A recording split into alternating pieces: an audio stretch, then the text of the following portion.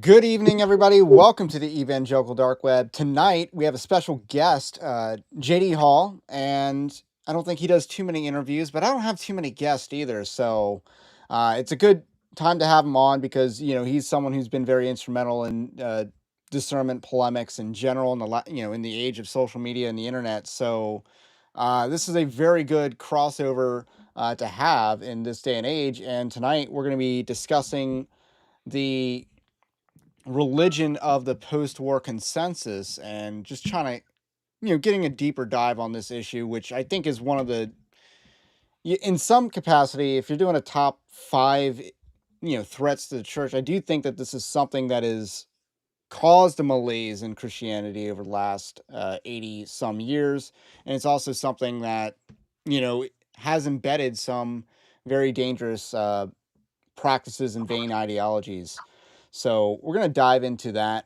But first, do like the stream and subscribe to the channel, to the podcast. If you're new, that's the best thing that you can do for the magical YouTube algorithms. I actually think likes work on live streams. I don't think they work on videos, but definitely hit the like button for the live stream to get it out there. So, with that said, how are you doing tonight?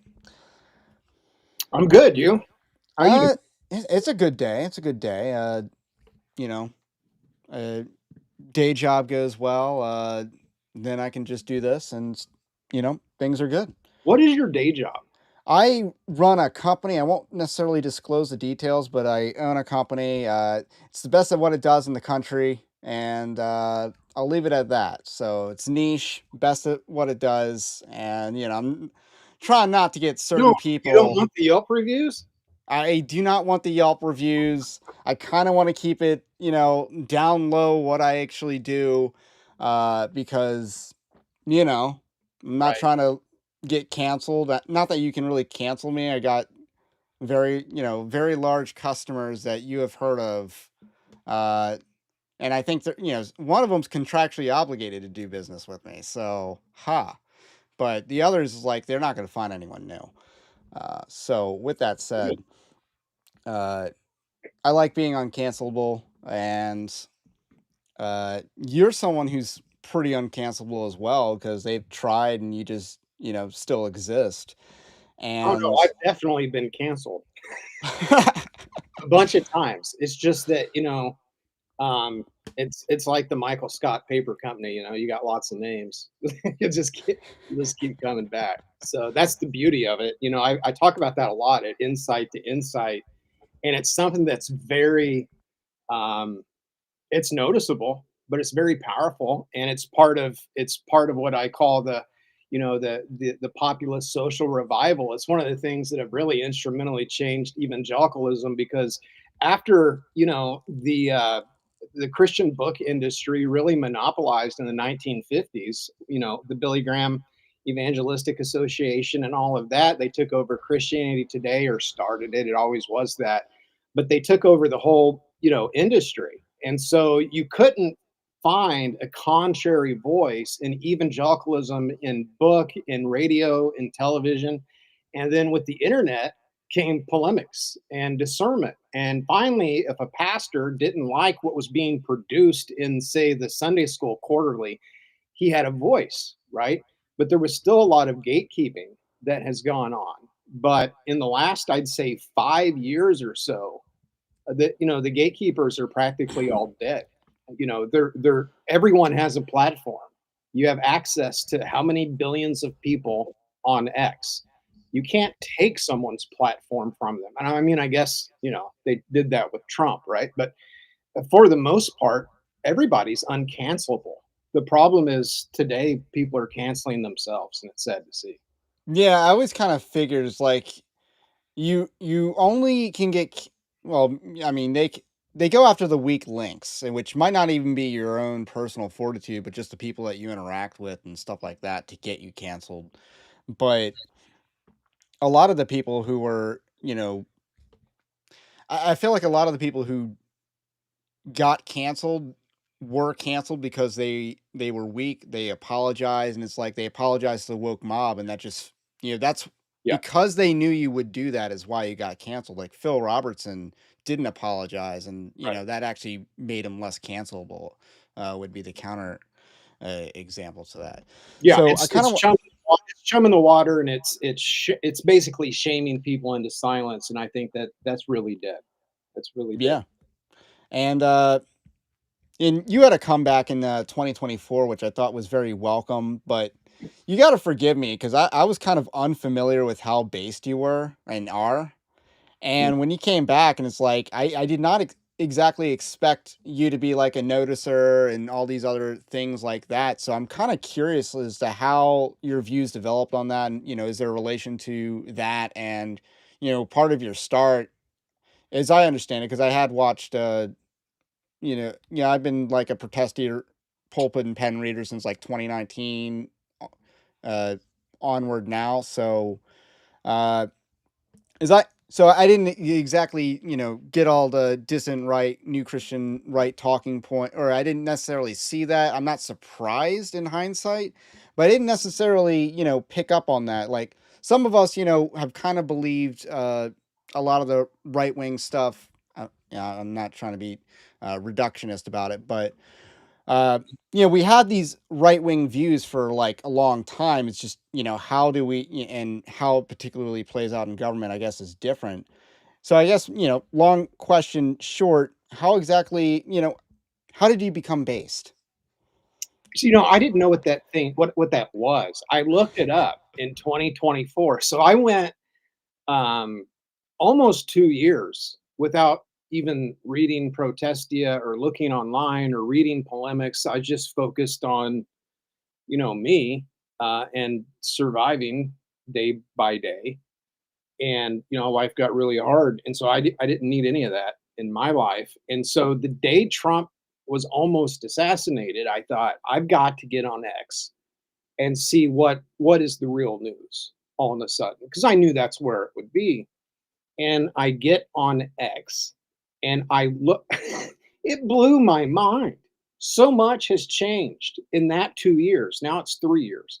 But it's absolutely incredible. And by that I mean in the evangelical online world in particular, and even more narrow, that online evangelical world on X, where I felt like for so long I was like the only guy, and I know there were plenty more, but it felt like I was the only guy just saying what I wanted to say, and everyone else is walking on eggshells all the time. Like I remember, so Jackie Hill Perry said the gospel is not the exclusive property of rich old white men. And so I responded, this was like in 2020, maybe 2019. I said, the gospel is not the exclusive property of militant butch black women, right? And I'm sure I probably tweeted it while I was driving, I didn't put any thought into it. And then there was this monumental avalanche of crap coming my way of just being well, it was canceled for lack of a better word by all the people that had tried to cancel me so many times before. Like, what's new? But at SBC Voices, they did a blog, probably the third or fourth one on this topic, but it was why we should all get together and boycott pulpit and pen, because JD called Jackie Hill Perry a militant butch, black woman. And I'm like, I'm saying to myself, what's not true about any of that? She's militant. She's butch. I mean, she did a spoken word about trying to peace standing up. She wrote a spoken word called "My Life as a Stud" about being a masculine lesbian, and obviously she's a black woman. Here's the thing. Here's my point. Today, if you said something like that, no one would bat an eye. They'd be like, it's just another day on X. Or so I was saying things and just getting pummeled because nobody else that was, notable in our little tiny niche of evangelicalism was saying anything similar. So I show up on X and it's like, dude, I almost cried. Like for real. Like it made me emotional. Like what happened? Everybody's free all of a sudden. Everybody's just saying whatever it is that they want to say. So on one hand, it was a little bit scary, like Lord of the Flies. Like what's happening here? Where are the adults? No one's in charge. There's pig heads on stakes, and the natives have gone off the reservation. But on the other hand, it was beautiful to see because everyone's just saying the things they want to say. And now we can have a real discussion because if everyone's walking on eggshells all the time, having to be governed by the rules of evangelical correctness, then we can't have serious conversations about anything. Now there is definitely a push to tone police and pearl clutch. I think that is, you're seeing a huge campaign for pearl clutching right now. That's especially going on against like Joel Webben, and Doug Wilson and stuff like that. You got Gavin Ortland, who, I think is tomorrow's or maybe today's Russell Moore. Like Russell, like you were calling out Russell Moore. It's like, the guy now has an apprentice named Gavin Ortland, so it's like that. That I think will be the discernment test because calling out Russell Moore before was cool. That, and That then was in 2013. I called out Russell Moore and I said the guy is a closet Democrat. He is a progressive liberal. And I was immediately contacted by Frank Turk of Pyromaniacs, the conservative yeah, blog, who's belonging to Frank? Phil Johnson and so forth, Yeah, and the other guy, the three you of said them. Frank Turek. Frank, not Turek, Frank Okay, Turk. okay, He's kind of retired as a blogger, but he says, I still remember I was TMI. I was in the bathtub talking to Frank Turk, and he's saying, "You're going to ruin yourself." He's a Calvinist. Calvinists cannot be liberals, JD. They can't. Like it's like that was kryptonite. He's one of us. Like he has been endorsed by Albert Mohler. Clearly, he's not. But I'm like, I called it how I saw it. And so it wasn't like people didn't listen to me on Russell Moore for a year or two. It was dang near 7, 8 years. And I saw William, I still don't know everybody's name, Wolf, William Wolf. said the other day on X that now anywhere he goes, he mentions Russell Moore and people are booing.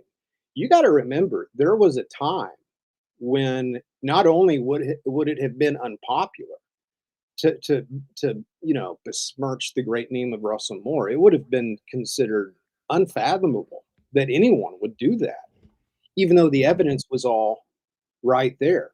So we've come a long way. And I wrote a lot about this in that first big article that I did about where I've been and our story and the things that we've gone through. And I said that um, that's been one of the biggest things I think that have changed since I was away for a while. In that, for the longest time at Protestia and before that, Pulpit and Pen, what we did was to lay out the battle lines: good guys, bad guys, maybe a little bit simplistic, a little bit too black and white, but who's on what side? But as it stands right now, the battle lines are drawn. We know what side somebody's on. It's very clear what side, for the most part, people are on in this cosmic battle of good and evil. We know, but back then, nobody was calling anybody out. So unless you would have Phil Johnson call out Rob Bell or John Piper call out Rob Bell. But I remember in 2015, I think it was, maybe early 2016, Phil Johnson accused Tabiti Annabwile of mission drift. And that turned into a big, huge ordeal because that was the first time someone prominent critiqued someone associated with the Gospel Coalition. That was seismic. People were freaking out. Like, what's happening in evangelicalism? Someone's challenging the Gospel Coalition, guys. And so that's how far we've come. So I think there's a lot of younger guys who maybe have come of age in one way or another in maturity in the last, say, 5 years.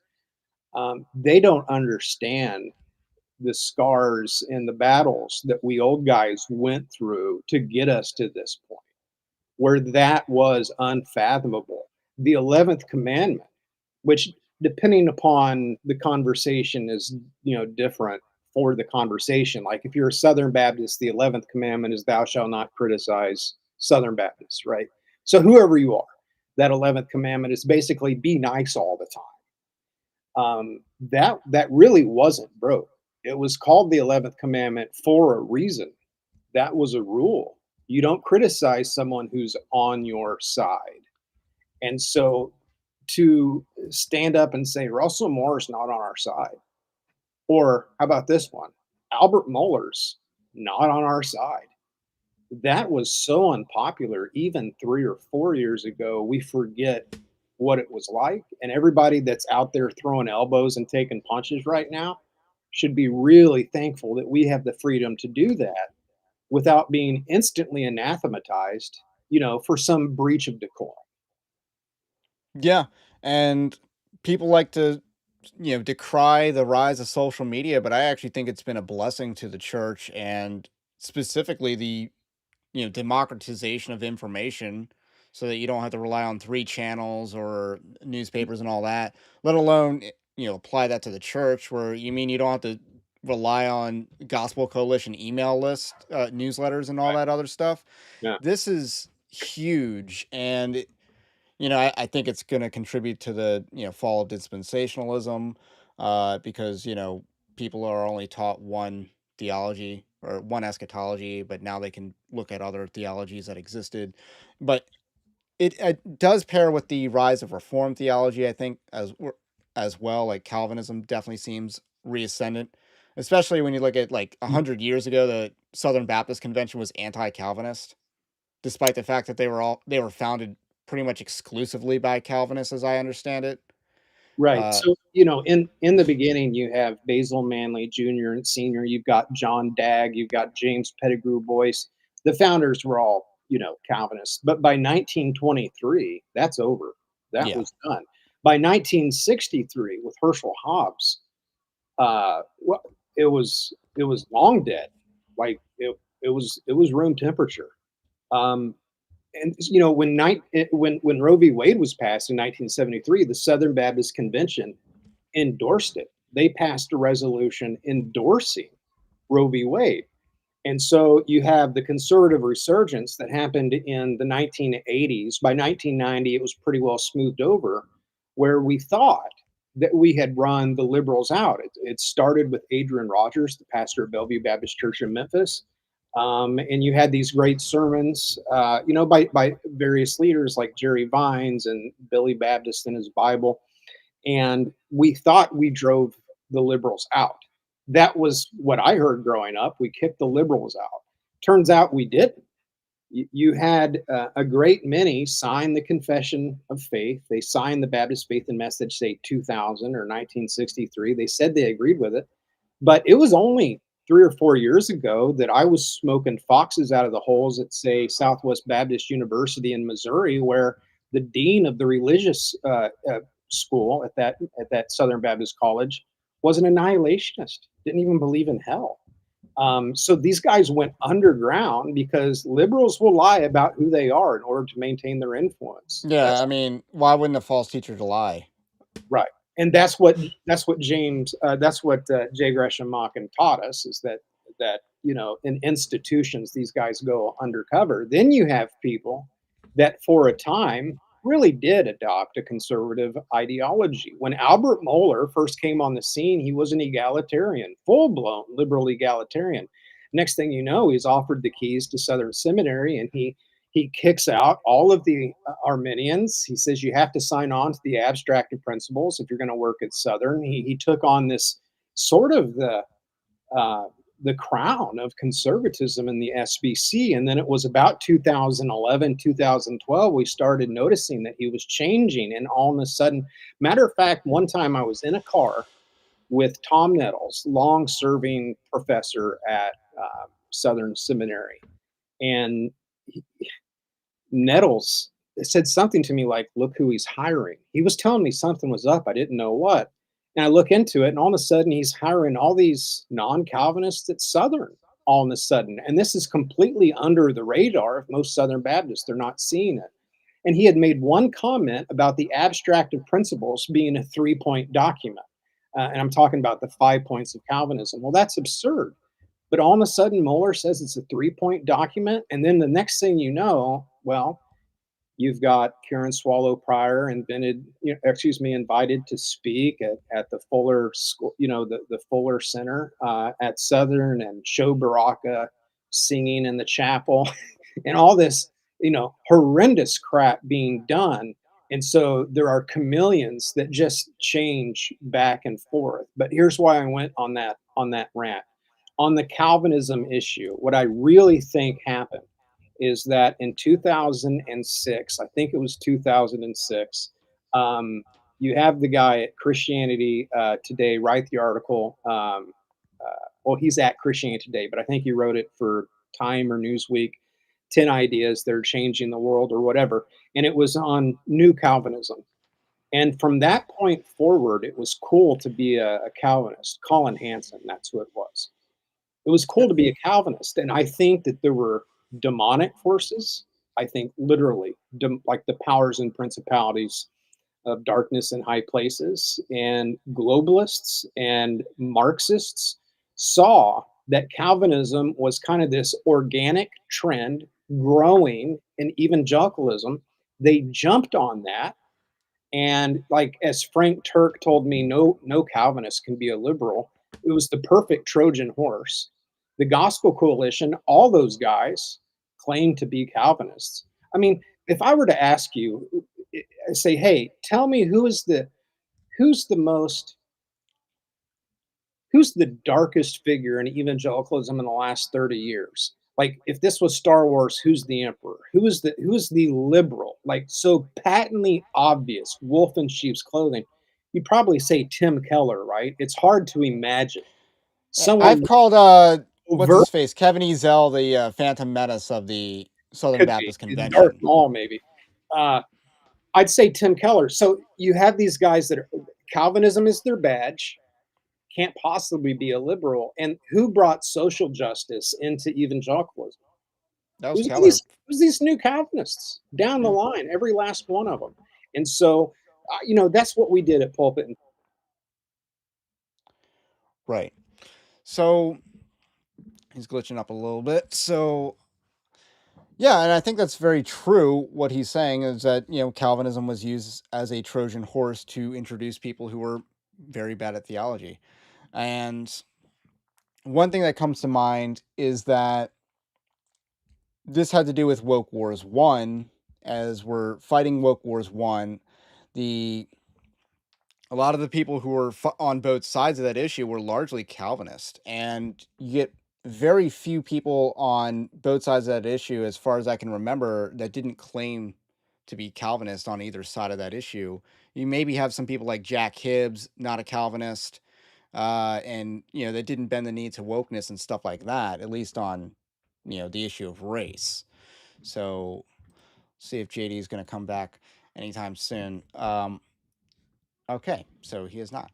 So I find that to be very fascinating, and we're going to get to the post-war consensus part when we get back. But then we have the whole issue of the woke wars 1 and going into woke wars 2. And I've said this before, and I'll say it again. What happened in woke wars 1 was we kind of, we were trying to fight back against what was really a long march through the institutions in evangelicalism. And woke wars 2 was really just a reshuffling of the deck when it comes to the leadership in the church, in the greater scheme of evangelicalism. There's some people who are in charge of a small island of evangelicals that really just are interested in their turf. They're just interested in their small domain, whereas there's a much bigger picture at work, and some people see the bigger picture, some people don't see the bigger picture. And one thing that I found to be very inspirational for how to really just fight this battle is JD's work on the Protestant Manifesto, and how he talked about just not being used. And I thought that was very useful and aspirational, as far as how we should conduct ourselves in this battle. But what happened before JD came back to social media in 2024 was this shakeout of Woke Wars 2, where there was a split even among the people that were on the right side of the issue in Woke Wars 1. There was this split where, because the same people that were fought against, critical race theory did not. It was a division on whether to go at the source. Where did critical race theory come from, and uh, why are we treating certain groups as victims? Why are we showing partiality for false religions and stuff like that? And part of the issue of where that arises is the post-war consensus seems to be one of the driving factors the of the divide that divides woke wars too. Now, big debate going on right now is the Declaration of Independence. And a lot of people are discussing the Declaration of Independence right now, but the Babylon Bee people. And what they don't realize is that, there's more than just one sentence, we hold these truths to be self evident that all men are created equal and dot, dot, dot. So I always find it weird that, the Proposition Nation bros, first of all, forget the subject of the sentence is we. And they didn't read the rest of the Declaration of Independence that clearly acknowledges that we're a specific people with ties that are kindred to the British people and the mainland. So while you were gone, I'm just explaining, how Woke Wars 1 transitioned to Woke Wars 2. And Woke Wars 2, I think that there's two things that have really been the dividing line. One is the Proposition Nation, because people read one line in the Declaration of Independence, didn't read the rest of it, didn't really read the founding fathers and what they wrote, or, Naturalization Act of 1790, stuff like that. And the other is the post-war consensus. I think these are kind of like the two uh, issues that are kind of dividing, you know, uh, the Antioch Declaration crowd and the Christian right crowd. Is that your read of the situation? Yeah, I don't think people understand how deep the post-war consensus goes. And so one of the essential things that you have to do if you're contending in the realm of ideas is to trace the origin of ideas. Where does this idea go back to? Like during the social justice days, during the Dallas Statement, I was giving lectures all around the country from a series that I did called The Poison Tree, where I'm tracing all of these various ideas in social justice actually back to Karl Marx, who was not an atheist, he was a Satanist. And so it's very important to do. Well, all of these ideas that we as conservative evangelicals, including the Antioch crowd, the Antioch statement people, many of these terrible ideas that we're trying to dispute come directly from the post-war consensus indoctrination that we have received in everything from our culture to media to the public school system. And so you have guys that pride themselves on not being indoctrinated, not being carried away captive, to vain philosophy and empty deceit. And yet they're espousing these concepts that came to us through the post-war consensus that are absolutely killing us. I'll just give one example. You have conservative evangelicals that don't believe in open borders. They might be okay with, HB1 visas. They might be okay with certain kinds of, the guys that say, I don't mind immigration as long as it's legal, but they understand it's not good to flood the United States with the third world. Okay, their head is on at least that straight, but they don't comprehend that the notion of flooding our nation with the third world comes from this concept called the open societies. And when if you hear the term open society, George if Soros if comes to you mind. if you pay attention to the news, yeah, you're thinking of George Soros, the Open Societies Foundation. The Open Societies is the name of an ideology that came straight up out of the post-war consensus. And it's free trade, it's treating every nation just as an economic zone. Basically, it is the end of nationalism altogether. And so they're actually embracing this notion of open societies in so many different ways, not understanding that's why you have runaway immigration. So I don't think the typical conservative evangelical understands the origin of a lot of the very ideas that we recognize on some level are bad, that we need to defeat or dispute, are actually part of that indoctrination. And, the expression is it's easier to fool a man than to convince a man that he's been fooled, Right. right? It's easier to indoctrinate a man than it is to convince him that he's been indoctrinated. And so I think younger people are understanding. They're more open to understanding the origin of these bad ideas that came from the post-war consensus than, say, for example, a boomer. And I don't want to be disrespectful to the old, to our elders. I'm not one that's just going to sit here and bash the quote unquote boomers all day long. But you'll notice a huge generational divide if you were to criticize, say, for example, Winston I Churchill. had a question. Like, they will absolutely flat lose their Yeah, I've mind seen that in person, if not you among boomers though. But you, I'm like a history buff. It's what I watch on YouTube a lot and stuff like that. And one thing that's just very true in with World War II is like, yeah, most of Europe was like very worse off from the Allies. They didn't benefit from the Allies winning. Like obviously Eastern Europe, we all know that those people were worse off from the Allies winning. The British Empire was then destroyed. Can't really say that they were better off. Germany and Italy were not better off, obviously. So, which countries really benefited? Obviously, the United States did geopolitically, and the Soviet Union did. Like they were, geopolitically and all that. They were the winners of World War II, and then Mao in China, I guess, was able to capitalize over the Nationalist Party. I don't get to spend that much time on X. Like But I'll log on a couple of times a day, so I kind of lose track of some discussions and threads sometimes. But there was a But this is guy like me on acknowledging this without social media. It's like, man, who actually benefit? Like, who actually came out on top here?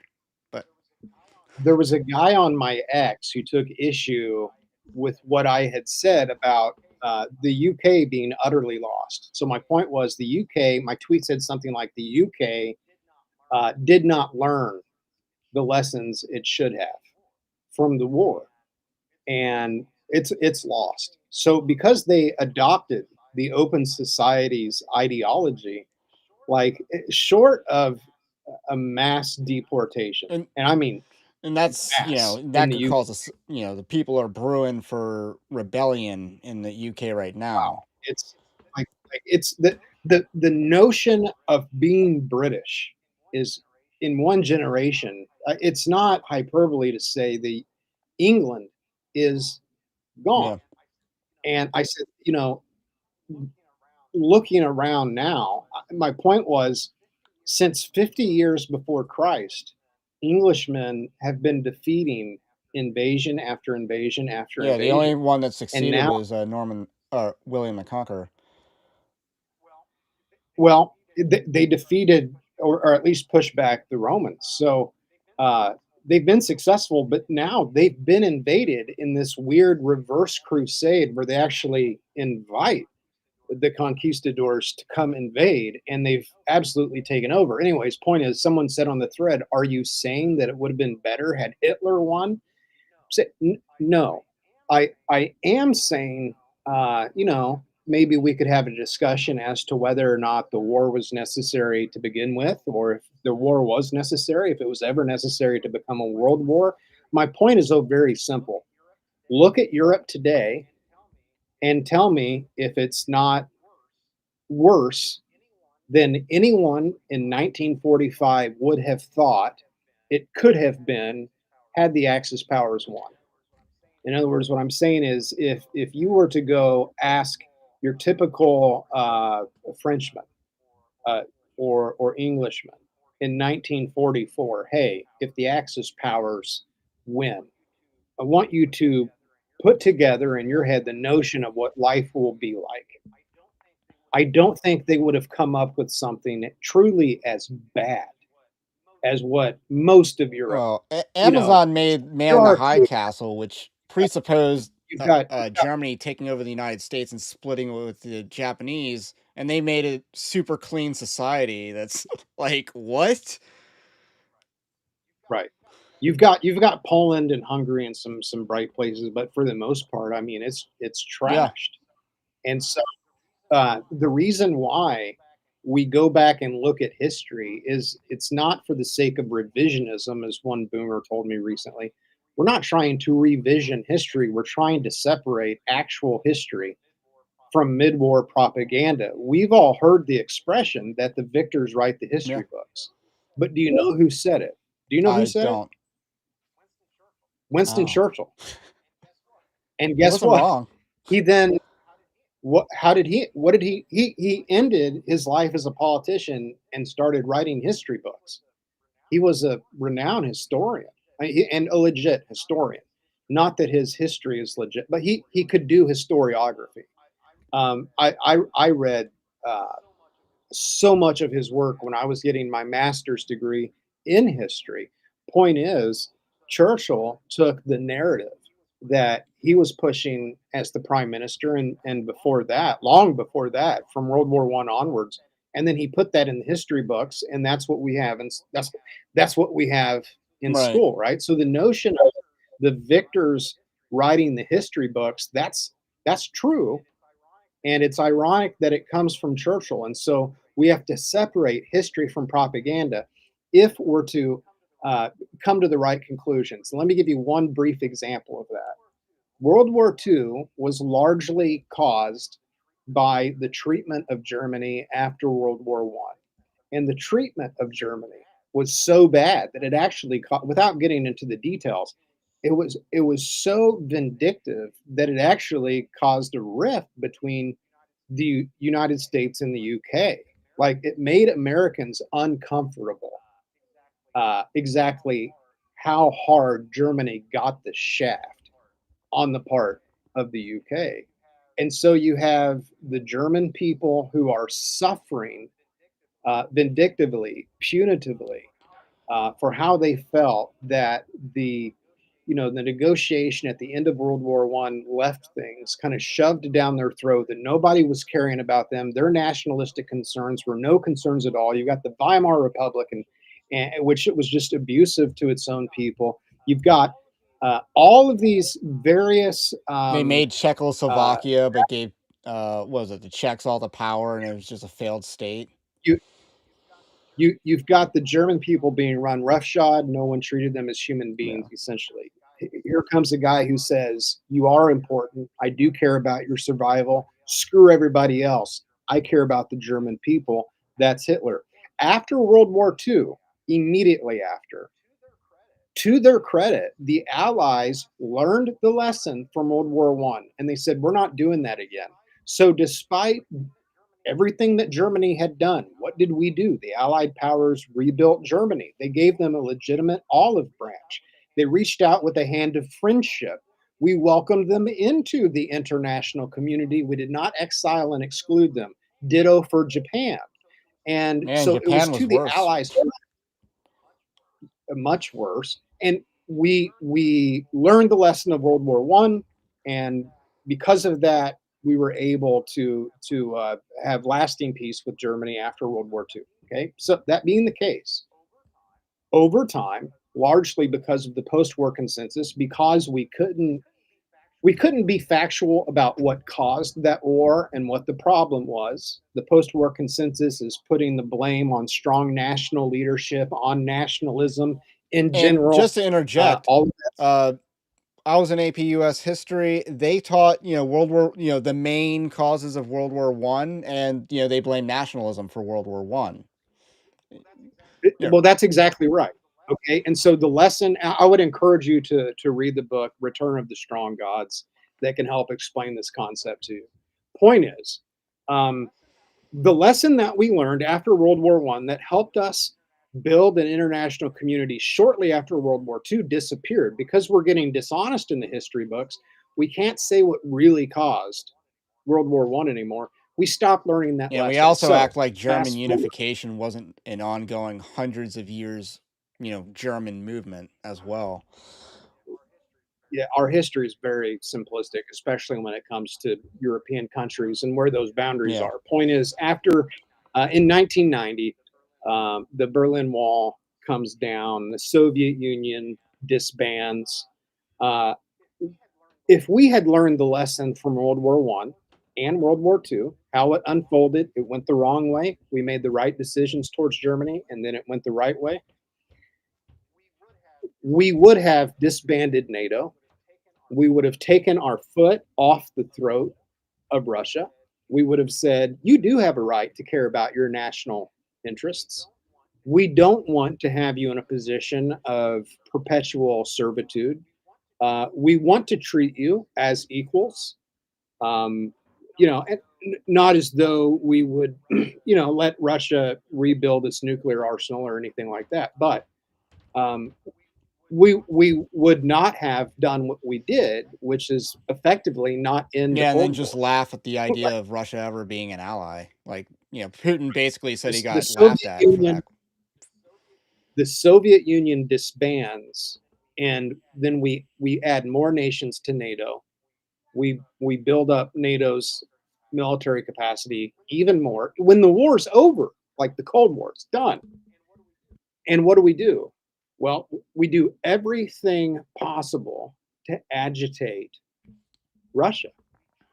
We treat Russia after the end of the Cold War the same way that Germany was treated after the end of World War One. The next thing we know, we have a dictator invading the nation next door, and it's like history is repeating itself. And so, you've got the invasion of Ukraine caused because Kamala Harris goes over to Ukraine Promises NATO. and Yeah. right. So, hopefully your listeners know the story. So we're remaking those same mistakes instead of learning the lessons, and that's why the post-war consensus is important, because I think a lot of people don't understand, why are you guys talking about the post-war consensus? It's not about how many Jews died in the Holocaust. It's really not. We're not talking about, was Hitler the good guy and Churchill the bad guy. Okay. Let's just get rid of all the bull crap, all the propaganda. Let's learn the lessons that we need to learn, because if we don't learn the lessons that we need to learn from World War II, we're going to have a World War III. And in World War III, that's the end of the world. Can we be honest? I mean, short of an eschatological plan of God that does not involve a nuclear apocalypse, that's exactly where we're headed if we can't learn the lessons. And so when you've got a bunch of 60-year-olds and 70-year-olds and 80-year-olds who have been given this religion, essentially, with it's got all of the various marks and characters, rather characteristics of Like, religion. just to expound on that. If we can't, if they will not let go of this, we're gonna repeat the same problems. Only this time, we're not talking about tanks and World War II crop dusters. We're talking about 12,000 nuclear warheads between two And then countries. millions of drones. Yeah, right. Um, yeah. So, So those are the lessons we have to so learn. what makes it a religion exactly? Other than the Well, devotion to it, I think that is by far the biggest sign that it's a religion. Is, if you question mud, part of it is, democracy is good, and any sort of autocratic government is bad. uh Nationalism is bad. You can't have nations because of a man with a mustache in 1930s and 40s. right, um what are some other, those are some of the key beliefs. what yeah. what are the more religious aspects of it, other? Let me go through those and I'll get to the religious aspects. But let me just say this from polemics, because I think most of your listeners will understand this concept. At Protestia and Pulpit and Pen, I said so many times over the years, if you want to know if something has become an idol to someone, just touch it. That's all you need to do. How they respond will tell you whether it's an idol or not, because anything can become one if it's our level of devotion to it that will determine whether it's an idol or not. So, for example, I had a lady in my church who was not an iconoclast. I am an iconoclast. I don't believe in images of Christ. And she was telling me how she has these images of Jesus. She does not pray to them, they are not idols to her in her heart. She doesn't have any idolistic tendencies whatsoever. It just, when she sees them, she thinks about Jesus, and then that makes her pray to Jesus. I was having a Bible study at her house one time, and so out of curiosity, I turned a Precious Moments type Jesus figurine around. I moved it on the shelf, and she lost her ever loving mind. I mean, she had a conniption fit that her Jesus was touched. Why? Because it was an idol. That's how you know it's not just a harmless image. It has a place in their heart of affection and esteem that has become a thing of religious devotion. And when you say something along the lines of, Churchill committed his share of war crimes, and people come unglued like Owen Yeah. Strand or And I'll Joel just, Petrie, I say that's more along the lines, yeah, the British were worse off having fought World War II. It's like, "But don't you think that they would have been invaded? Like, who was going to invade? Who was going to cross the English Channel? Like, no one's ever so. thought about the like, if you're doing a power rankings of World War II powers, British is at the number one, France number two, Russia three, Germany at best is the fourth most powerful nation in 1939, and they took So, on so the top three. I I think, to me, in terms of moral clarity, to me, I think it's so obvious it should go without saying that the nuclear bombing of Nagasaki uh, was not just a war crime; it was an abomination in every conceivable way. We bombed the only Christian community in Asia, the only one. Um, and almost everything that you've learned about that bombing is total crap. All right, the projections were not a million dead soldiers. You've got the Eisenhower and MacArthur and the leaders of the Allied troops forces in the Pacific theater, all of them saying that was unnecessary. It didn't need to be invaded at all. You've got the first bomb already having dropped. We dropped it on American POWs. Like, we had American In POWs that we turned to Nagasaki. glass. Yeah, yeah. Nagasaki was not a place of significant uh, strategic military importance The only thing whatsoever, strategic about and it was the only place that was, other than, Hiroshima was like it had reserved, some, and it was a more industrial it had some place. shipbuilding. It had some shipbuilding, but we were already dropping conventional bombs all Yeah. over Japan. It's the ports were, I think it was like running at 10% capacity, but we didn't hit that. We did not hit that. We hit a church that was ground zero in the residential part of Nagasaki.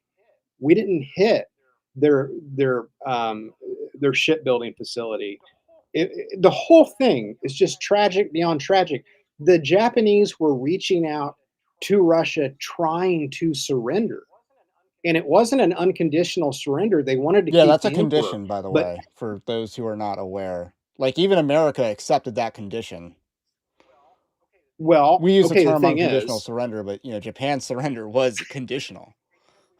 they said we want to keep the emperor, so we nuked them. We nuked them twice, and by the time it was done, the Allied forces let Japan keep the emperor. So it's a matter of absolute demonstrable fact that it actually accomplished nothing, nothing. But for 1700 years, 1600 years, you've got the Christian church in the West operating under Augustine's just war theory that would say that was abominable and about for about 5 or 6 different reasons. Just nuts. Here's my point though. If I said that, right, you're gonna have people come unglued, super mad that that's your opinion.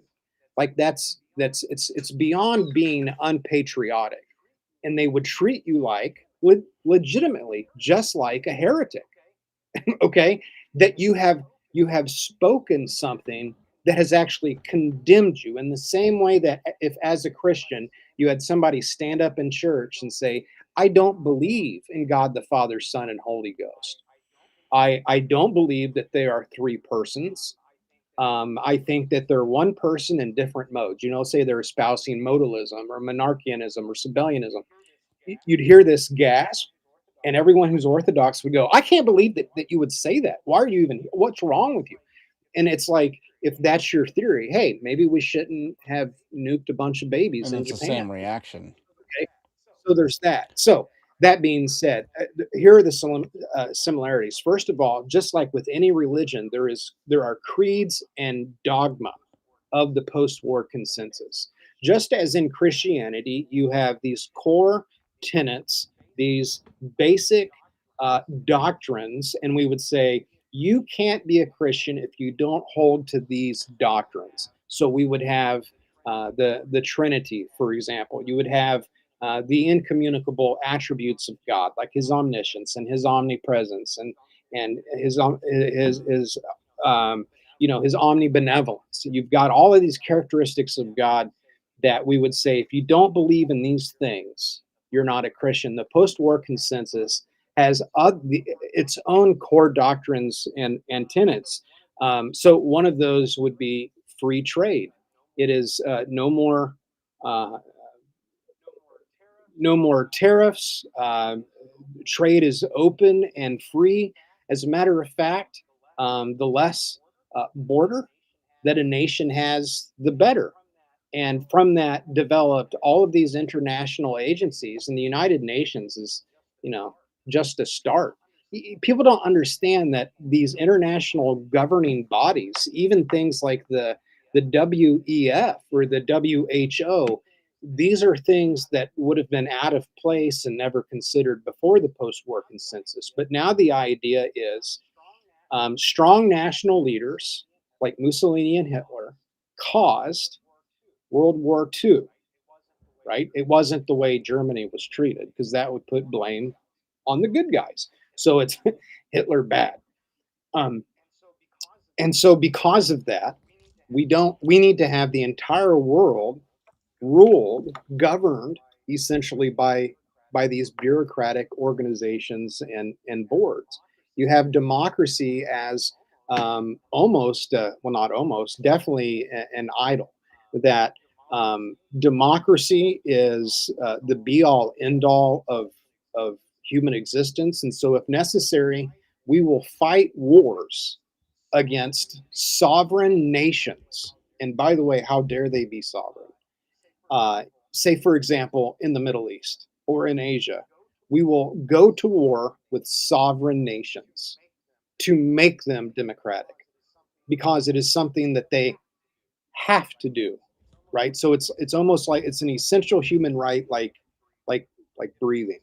If necessary, we will assassinate the leaders of those sovereign nations. We will instigate uh, coups and we will overthrow sovereign nations in order to make them democratic. And then, over the last 20 years, even the definition of democracy itself has changed to where democracy is not really people voting per se. So, you take a nation like Ukraine, which doesn't have an elected president right now. And you'd say, well, how's that democratic, right? Now, I Democracy know, in because here's the this thing. He could evolved. totally, because, Ukraine's not overly honest about how, casualties. He could totally just flood the ballot, like a certain president in the United States did with a bunch of people on the front lines and win claim victory in the election. He could totally do that.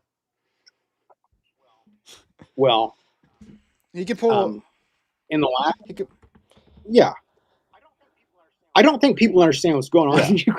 in Ukraine at all. It's It, very it is frustrating. frustrating because it's Like, like, and part of it goes back to they don't know what a nation is, and that in the Russian mind, those are ethnic Russians, and therefore they have a duty. right, they don't get Moscow sees itself as the protector of the Russian people. it, right. Well, you've got people in Eastern Ukraine who really are Russian. They speak Russian. They practice the Russian Orthodox faith, and you've got Zelensky, who we're going all over the map now tonight, brother. But you've got Zelensky, who's actually engaging in what the United Nations calls definitionally ethnic cleansing, which he's actually this started before Zelensky actually in 2014, where they're burning the books in the Russian language in libraries and confiscating them Yeah, from they passed schools. language laws, and even Zelensky himself was a native Russian speaker. Like he was not a native Ukrainian speaker. The United States State Department had to orchestrate effectively their own January 6th, a coup d'état in 2014 because the Ukrainian government was too Yeah, pro-Russia. My point yeah, is they were voting on a bailout.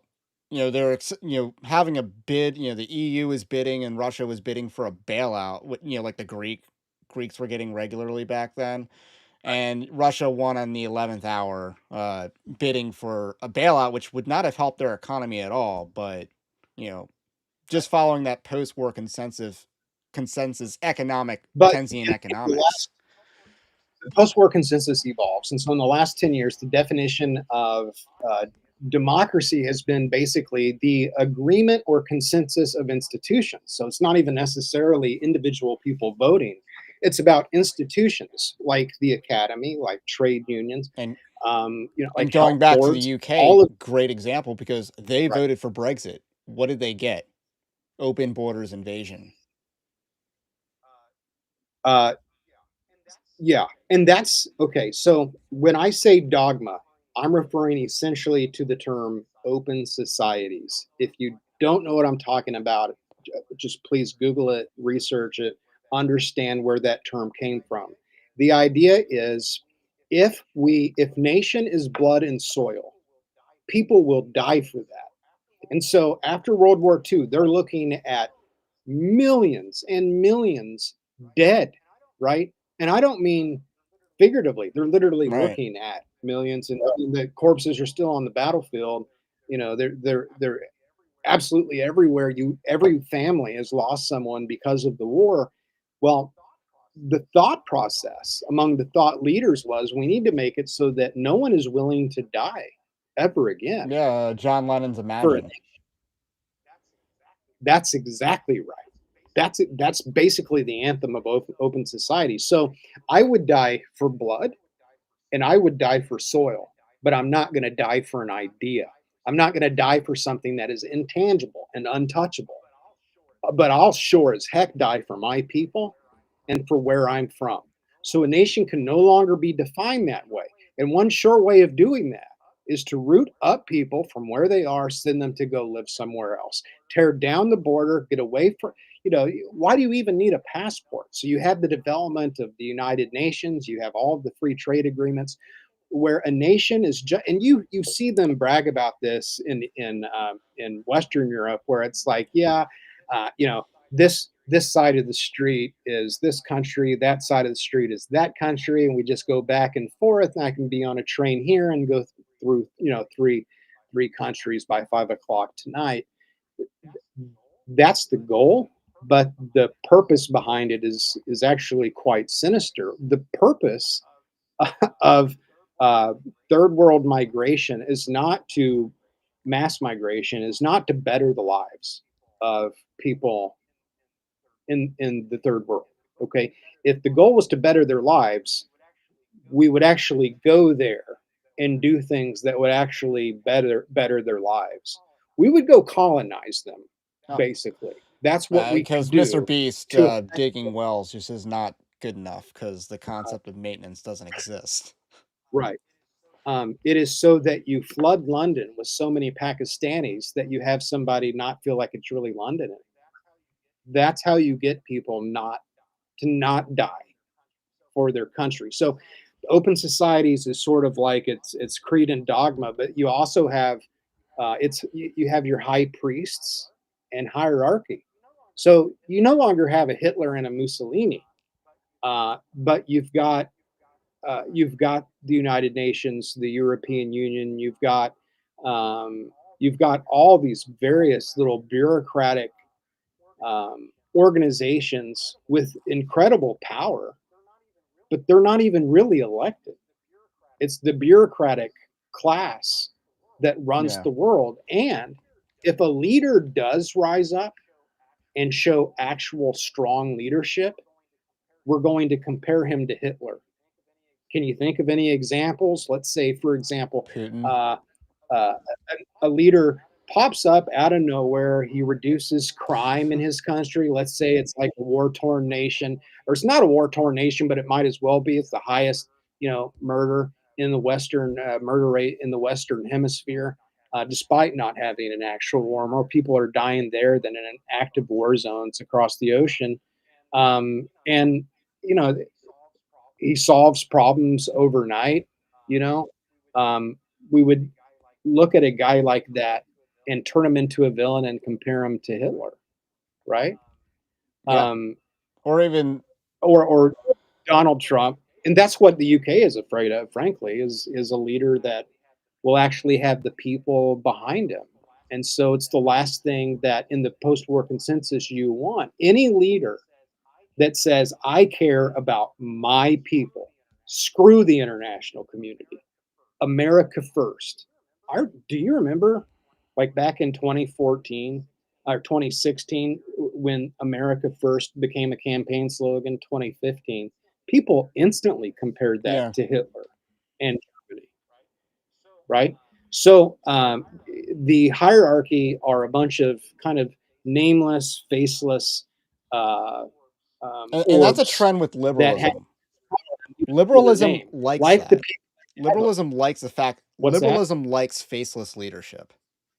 Whereas anything on Right. the right wing does not. We actually like, this is our monarchy. This is a king, having someone who's a defined leader is good and apparently a right wing trait, whereas the left wing prefers shadow government. Dude, the fact that in Davos, the richest 1% of the world, the richest 1% of the 1% get together in some kind of unofficial capacity and make legitimate rules and regulations that plot out the lives, that plot a course for the agenda of entire nations, despite the fact that they're not even elected. Incredible control in one room. You've got organizations like the Federal Reserve that have more power than whole countries. I think at a certain point, you'd sit back and say, did we really get rid of the dictators in World War II? Or did we just replace the dictators we know with the dictators we Yeah, don't know? there's the whole And axiom from the American Revolution. Why trade one tyrant, 1,000 miles away for 1,000 tyrants 1 mile away, and that's kind of actually analogous to what is happened. is the proletariat in the world any better off today than they were in 1940? And I'd say, of course not.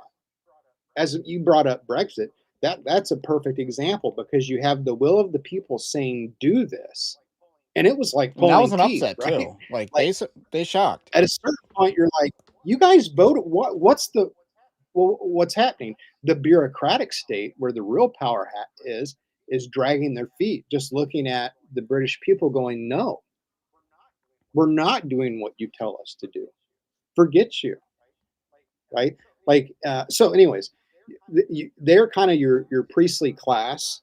You've got heresy and anathema, which I alluded to before. Certain things that you just absolutely cannot say, and I don't want to necessarily beat the horse on that. But it is there are excommunicable And they're offenses. usually defined by the Uh, ADL, which, you know, just yeah, um, yeah. I mean, yeah.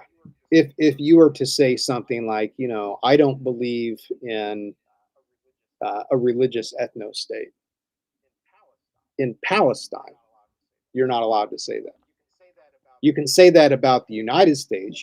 You could say, I don't believe in Christians having a religious ethno state. why is That's fine. Israel the exception? You can't say that about the Jewish people. So why are they the What? exception? Is it just because of, that's definitely critical to the post-war consensus, because there, literally was a post-war consensus. We have to create Israel. We have to decolonize the Middle East, but in some ways we're going to make them the colonizers of the Middle East. And yet they get to be a Well, I nation, but mean, no one else does. Or no civil you mean a nation by the right. actual definition of They nation. get to be a blood and a soil, but no one else gets to be that. there's so many exceptions with Israel. Like everywhere else in the world, it's all about the power of the indigenous people. You're from there. So in 1948, we took a nation comprised 99% of Europeans and Westerners and then put them in Palestine and said the indigenous people don't matter at all. I mean, so there's so many exceptions. But, anyways, the next one I'd say would be sacred history. So, just like as Christians, we tell the Christmas story, right? So before my family opens presents every year, we read Luke 2. We've got our sacred history. There is this sacred history with the post-war consensus.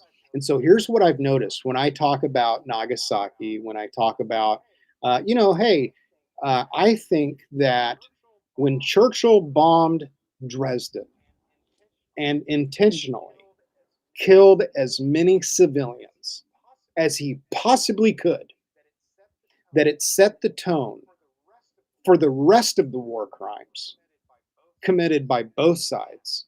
And the bombing of Dresden, it was not the first, to be fair, but it was the most important turning point in Western culture where we threw out Augustine's just war theory altogether and said killing civilians is fair game. Yeah.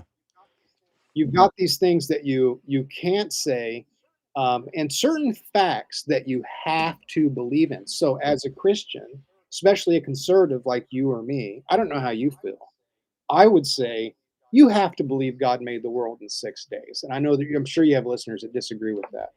I think that it is very important, more important than what most Christians understand, to believe in a literal creation account.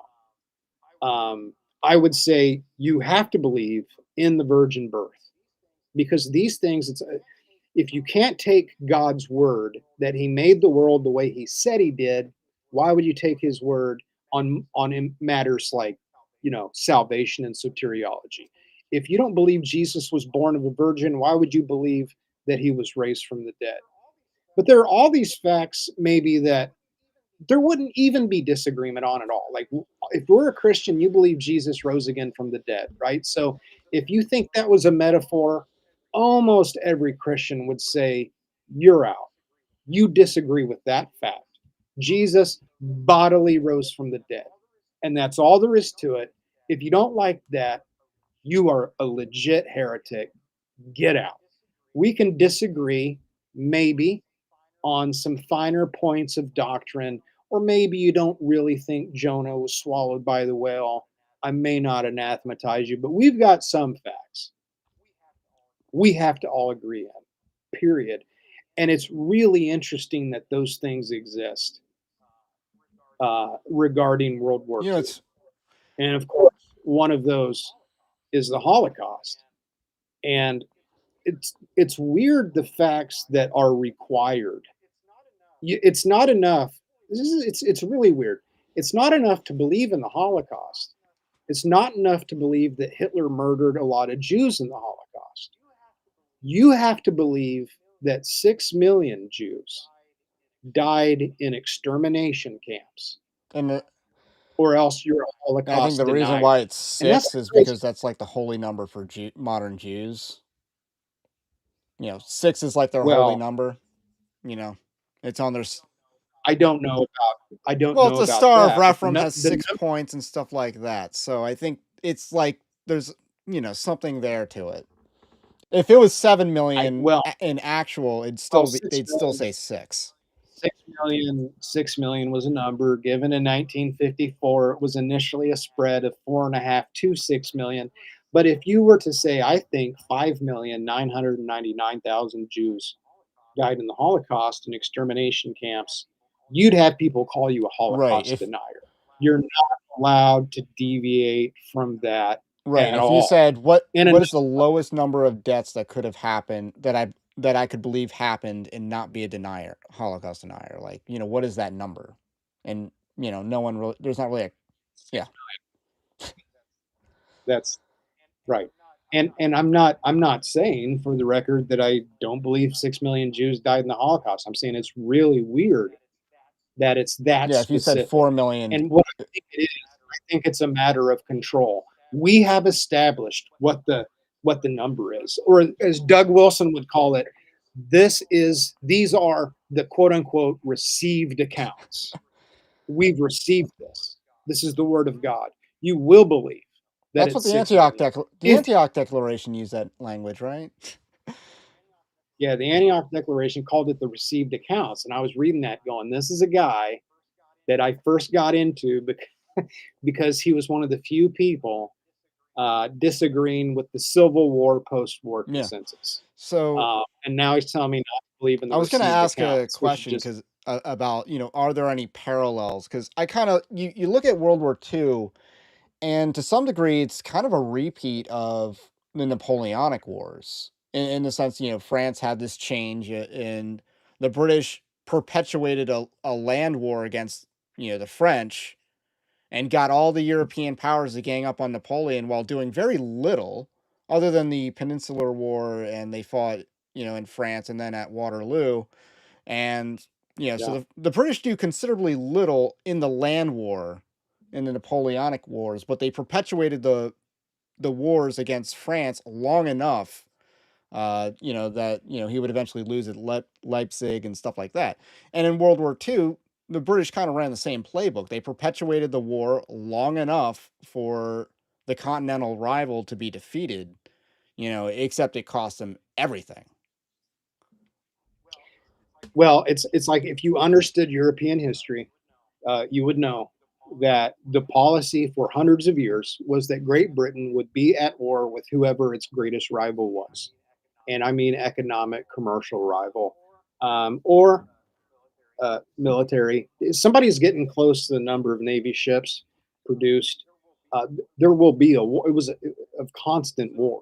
So if you were to say, I don't think Hitler would have invaded Western Europe. I don't think he had that in mind at all. Or if you were to say, as Daryl Cooper did, Churchill was in fact a warmonger. He wanted war more than anything else in life. When you study Winston Churchill from a young man onward, you become convinced that he was the Lindsey Graham of his day.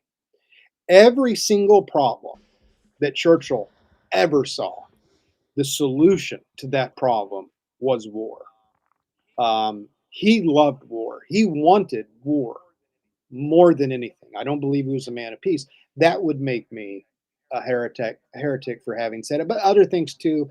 Again, if you don't think that Nagasaki was necessary, because a million Americans would have died if they invaded the Japanese homeland, you just have to believe. You have to believe these things, or else. But there's also, as with any other religion, there's penance and tithe that you have to pay something financially to prove that you're a good person. So if you are a first world nation, it is your obligation, it is your duty to send your tribute, to send your treasure to other nations, um, just because that is your goal, or rather, not goal. That is your duty. That is your responsibility. You must take the treasure from the storehouse collected by your people, and you must send it on in the form of aid. You have to give a certain percentage of your nation's treasure every year to the establishment of standing armies and ongoing military conquest. And you hear Trump speak of that, talking about the percentage of GDP that nations are supposed to give. Why? It makes you a good citizen of the world. And there's this concept of being a global citizen. That's all post war consensus talk. Of course, there is no such thing as a global citizen. That's poppycock. But again, it's like with most religions, you can't admit certain things are, you know, stupid. There's also sort of an eschatology too. Um, with the post-war consensus, we're working our way towards uh, a utopian transcendence in which humanity itself, the brotherhood of man, transcends to a higher plane of being, a utopian paradise that supposedly we're going to have one day. It's again John Lennon's "Imagine" plays in the background. However, there's also an apocalyptic fear that's very palpable with the post-war consensus, and so the Yeah, like Putin uh, must be stopped or else. There's a little bit of well, that. exactly, and that's where I was going. The idea of preemptive war always being necessary, um, or yeah, Putin is going to invade Europe. Which is just, I mean, how dumb is that? Who thinks that's possible? They I don't think they could do much more than Ukraine, right? Like Yeah, I think the midget like Zelensky stopped him yeah, halfway through. because Or Russia invaded, uh half cocked. They did a half cock invasion and then realized, oh, we have to actually mobilize an army. well, Putin is Hitler. This is Hitler invading Poland Yeah, again. it's just Saddam Hussein invades Kuwait, and Saddam Hussein. This is Hitler invading Poland again. And so this is really, I think, to me, it's a huge but one Israel's allowed to in invade terms. Syria right now. And Uh, Turkey a yeah, little bit is allowed to one of also the. invade Syria, but it's It's one of those. It's one of those exceptions, right? That Israel has. But so I think that preemptive war is tragic. On a personal level, I hate preemptive war so much because I was coming of age during Operation Iraqi Freedom. I was 19 years old when 9/11 happened. I went as a missionary, but through the State Department in a really weird way to Iraq in the middle of the war. I landed in Baghdad in the middle of a war zone, traveled by car to Mosul and to Erbil and up in the mountains in Kurdistan. And I was a big fan of the war. Thought it was absolutely necessary. And then you live through that and you try to stay in touch with people that you met. Let's say fast forward 20 years, you find out that every reason for that war was a lie that they knew was a lie at the time. 1 million innocent people in that country died. 1 million. It led to a massive um, flare up of terror all over the world. Things like ISIS have their origin there. And then all of the people that you met who were Christians in Iraq under Saddam Hussein are now dead or having or fled they're in like Chicago or because we wherever. messed up that country, right? So, like, I really hate the concept of preemptive war, but again, because we look at World War II the way we do, everybody we want to kill and the American military industrial complex wants to go to war with, everyone is Hitler, and we've got to be Churchill, and we got to stop him from invading Yeah. Poland. And the question is at what And so cost? And it very this, well could, it is what seemingly costing America, because we have an empire of sorts. And, we're bankrupting and debasing our own empire. And, we push Russia to China and just increase their empire. We're opening the floodgates to India for them. I don't think they're going to be a serious country, but, maybe they can prove me wrong. Uh, so right. and then all the while kind So of being a vassal to the Israeli global interest. yeah, to, to try to summarize my concerns, because I mean we can't talk all night, but there are some issues that I don't think are as important as others, but they're still important to me. So, for example, in the tariffs discussion, it seems like it was just yesterday. Everyone was talking about tariffs, and you have all of the Rhino Republicans, all of the guys who were MAGA, who are MAGA now, but they weren't like 6 months ago. Uh, upset. over Trump's tariffs. Most of that has really quieted down. I'm thinking about Eric Erickson, a blowhard like that guy. I can't stand him, by the way. Um, they're so upset over tariffs because I don't think that necessarily they know, but it's been ingrained to us that the United States is a market for everyone on earth who wants to plunder. They have a right to our market. A tariff is done under the premise our people can buy anything they want from anywhere they want, but you don't have a right to bring it here. You've got to come through us to get our market. We have a good market. You pay us tribute. That's a principle that goes back geopolitically Yeah, it's like thousands of the most years. righteous form of You come taxation. before you pay a tribute, right? So the entire notion of tariffs undergirds nationalism. With listen, we're a nation. We've got walls. We've got borders. You want to come here? You come here by permission. You want to send your crap here to peddle at Walmart? You come through us. You're going to pay it. So in the mindset of the post-war consensus, there's no room for that. None. A nation does not have sovereign rights over Walmart, all right, or over commerce. So in that level, on that level, it matters. But then on matters of life and death, uh, and the fact that we are bankrupting this country, we are inflating our currency. Young people in their 20s and 30s probably will not be able to buy a home unless they are very successful or very blessed. I don't want to say lucky.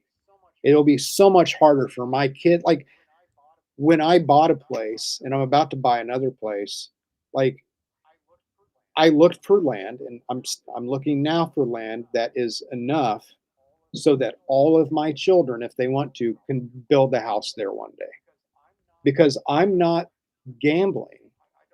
I don't want to make the bet that they're going to be able to buy a piece of property in 20 years because it doesn't look that way. Yeah, not unless we So get mass being deportations and some construction and stuff, but our money is becoming yeah, worthless because we're printing it. And the reason why we're printing it is so that we can keep financing forever wars. It's our defense department that's absolutely draining us. And the post war consensus requires ongoing endless war and to keep foreign it all aid up. and stuff like that.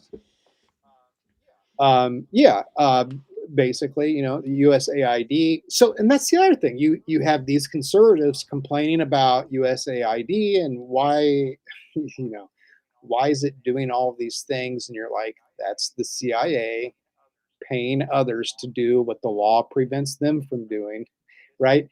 This is the post war consensus that we're complaining about that you are reinforcing. So um, I would leave it here.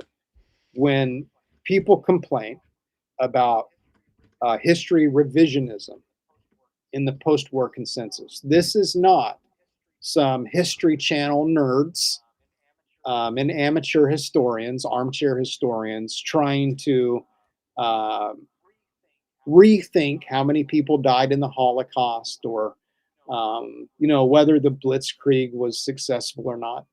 Um, we're not trying to you know reimagine various details and historic minutia for the sheer purpose of the enjoyment of rethinking history. We realize that the battle that we now fight ideologically in so many different ways and on so many different levels goes back directly to what we think happened in World War II, why we think the war happened and what caused it, and what the solutions were so that we don't repeat that same carnage again on such a global scale. So the post-war consensus, it's not about the details of the war per se, but the lessons that we learned Yeah. from those And details, I if would that say like, makes you know, sense. World War I would actually be the war that you'd want to revise the history of because like the bad guys won. Yeah. I thought the Germans were actually the good guys, Austria, Hungary, their guy was whacked. So, them declaring war on Serbia was not unjust. I mean, But my gosh, man, unless we stop talking about war and history in yeah, terms of the good guys, bad guys, like we all need to yeah. I grow mean, up. I'm seeing respected theologians. I look at somebody like Doug Wilson, who I admire because he's proven himself capable of having deep thoughts about deep subjects, and he's proven himself to be an independent thinker. But on the issue of World War II and the consensus of thought that developed from it, the man absolutely cannot think outside of the box on any of those subjects that that we're talking and about. He's unwilling to trace the origin of the ideas that he yeah, opposes, and so if we are not free to think about history in a way that is open and thoughtful, then we're a yeah, slave. and We're a slave to this consensus that honestly needs to be rethought. And the frankly, there's going to be some people that need to die off before we're really able to think about the war rationally and logically without getting yeah, emotional about it. and I kind of do think Hitler was Germany's Napoleonic figure. So maybe in a few decades, people will actually, I don't want to say humanize because that has a negative connotation, but see him as like an actual person instead of like a myth. Uh, Let me ask you, because I'm not on X a ton. I you mean, seem like a night there, owl on X. a little bit. I post on X after I write an article. I'll throw it out there on X, and I'll stick around for a few minutes before I go to bed. But I keep hearing people are talking about Hitler as a Christian prince. Are there people There's a doing that? few. I Is don't. Mahler doing I. that? I don't know enough, so Who's it doing might be that? them. It might be them that's doing that. Like Huh. maybe you can make a case for Mussolini repenting, but I don't. At best, Hitler was a nominal Catholic. At best, and I don't see the case. But are you seeing other people say that he was a I Christian prince? I just don't know when I hear the people who hate Christian nationalism say that. I don't know if they're being hyperbolic or if there are actually Christian nationalists arguing that Hitler was a Christian hero, because I've not seen it, but I don't hang out in that circle. Yeah, there might be one circle that's doing that, but it's again, we're not the people obsessed with Hitler for the most part. It's like the guy that made the Hitler hated Christ guy is obsessed. And some of these anti-Christian nationalists are obsessed, and I'm Wow.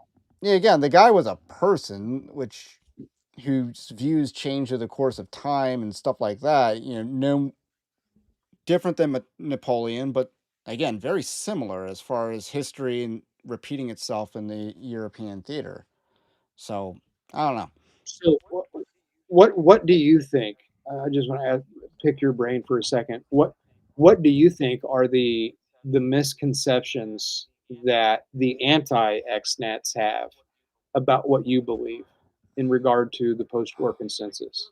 Like, if you were going to clear the air and say you have me all wrong, you know, what on what points would that be?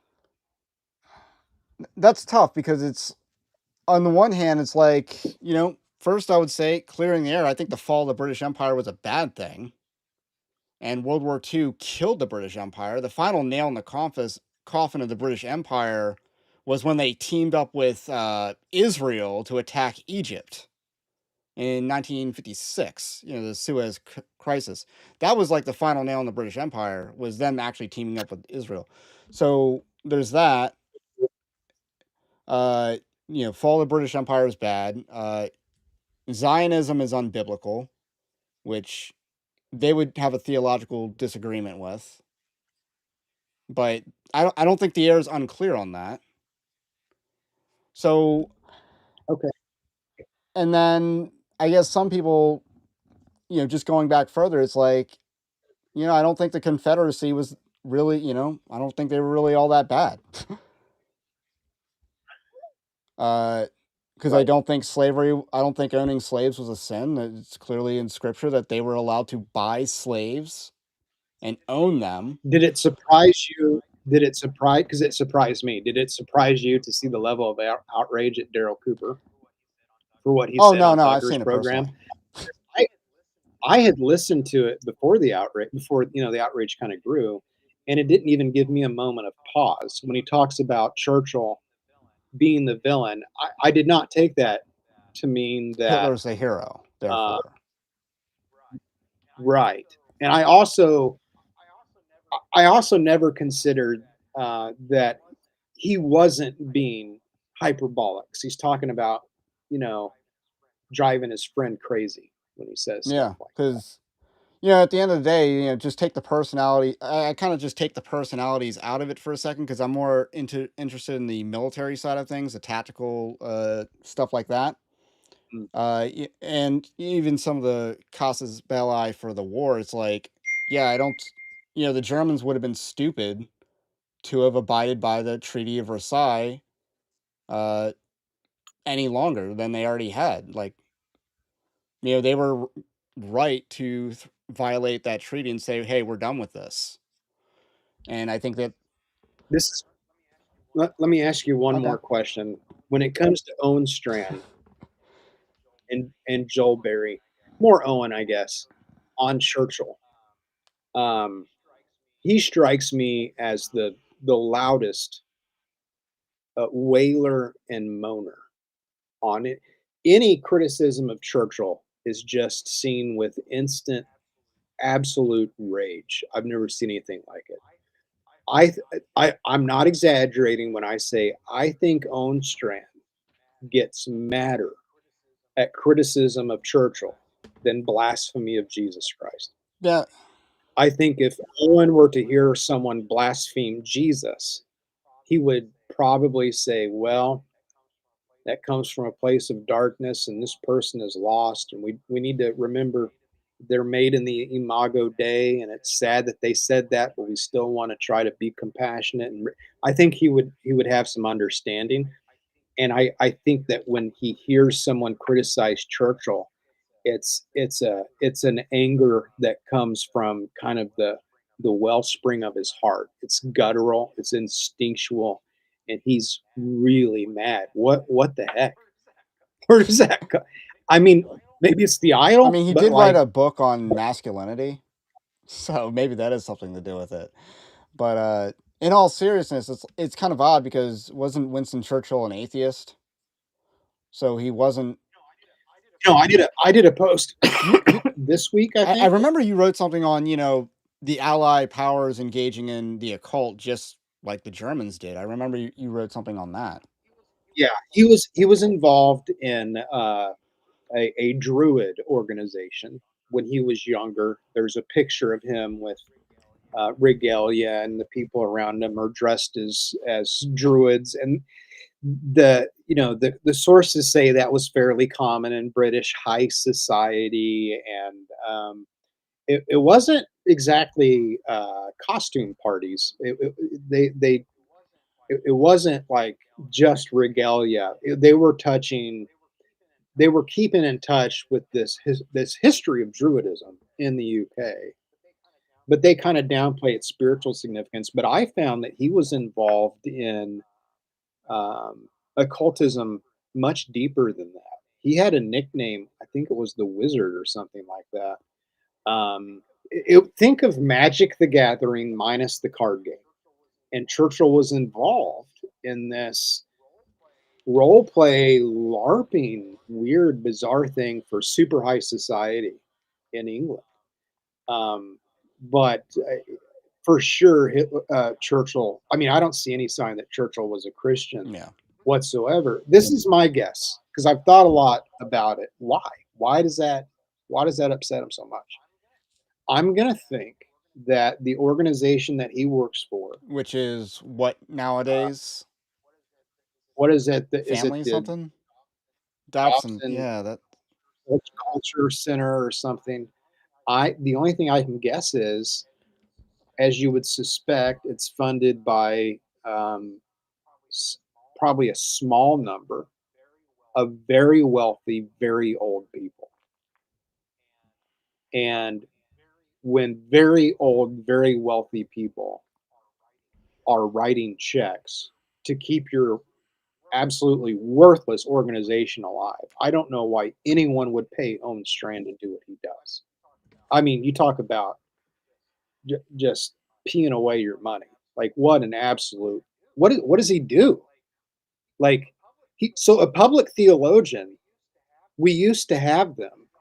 Public theology only started in the 70s, basically. Martin Marty is the guy who invented this, an an LCMS pastor. Churches would pay a theologian to go prophesy to the culture about what God says from the church. Owen Strand gets money from somewhere, an endowment, to lecture the church from the perspective of culture. It's very Yeah. weird. He preaches to the choir. Why would you pay that guy to preach to Christians? We already have preachers like in our church.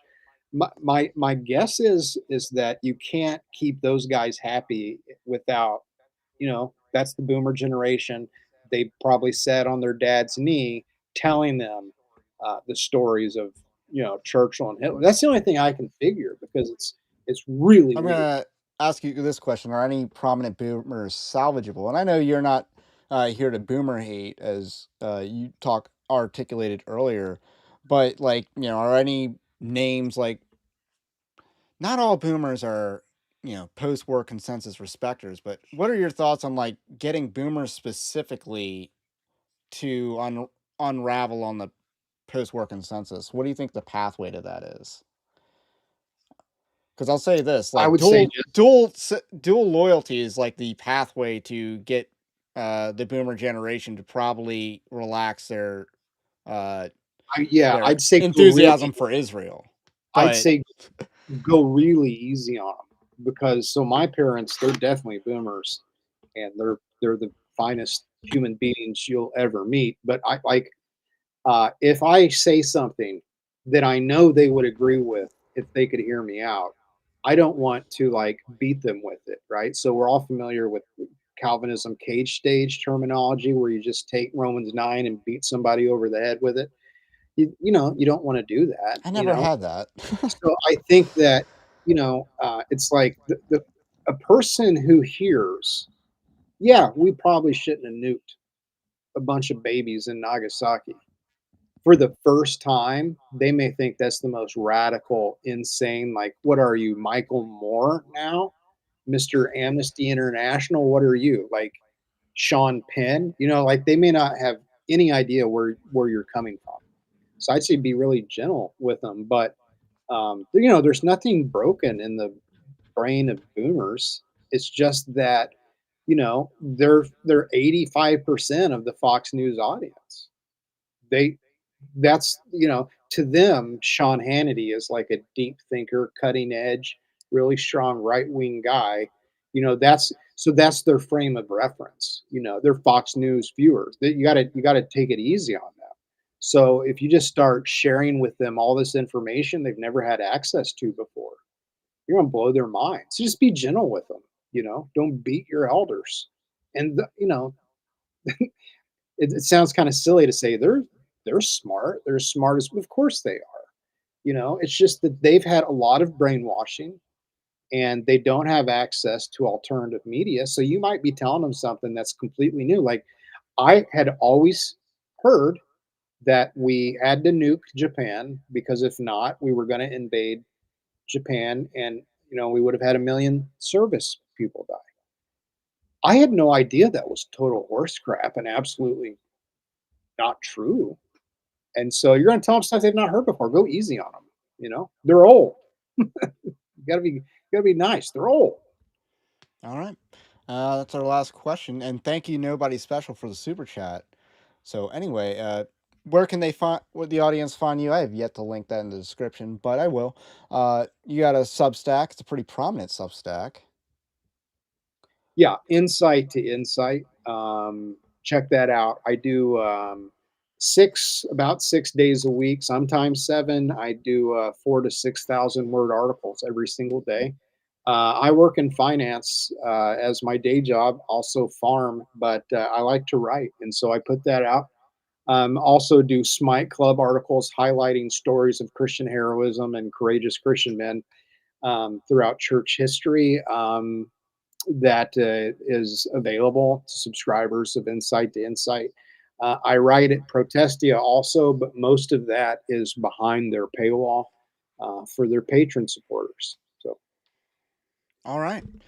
Well, thank you, everybody. Hope you all have a blessed night. Stay based. Christ is King, and we will catch you on the next one.